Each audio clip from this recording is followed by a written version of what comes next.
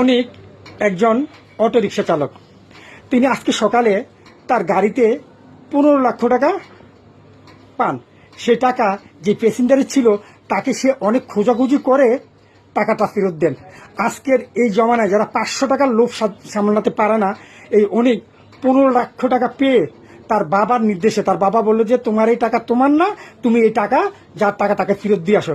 সে খোঁজাখুঁজি করার পর টাকাটা ফেরত দিয়ে আসেন আমাদের এই মরণদার সেই টাকা। আচ্ছা, অনেক আপনি বলেন তো এই ঘটনাটা কি করছিল?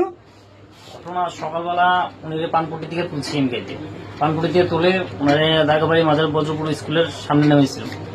ওই দিকের থেকে উনি ভাড়া দিয়ে উনার ব্যাগটা মেয়েকে নিয়ে গাড়ি থেকে নেমে গেছে। তা আমি ওইটা নেমে দিয়ে ওটা আমি ঘুরে চলে বসে গেছি, যে মুগুলিগঞ্জে চলে গেছি।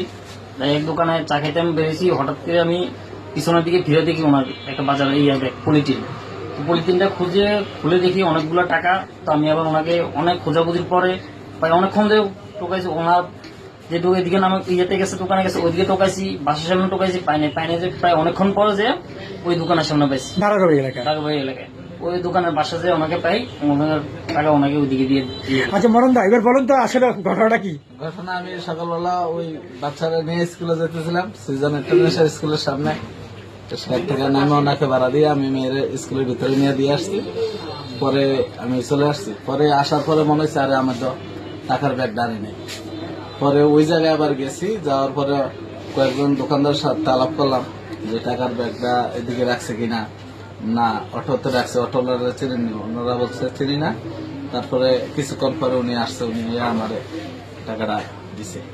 এই যে এত একটা মহৎ কাজ করলো, আপনার এই টাকাটা ফেরত পেলেন, একটু বলেন আসলে এই মানুষটার সম্বন্ধে একটু বলেন। মানুষটা অনেক ভালো মানুষ, ওনার কারণে আমি আজকে এই টাকাটা পাইছি।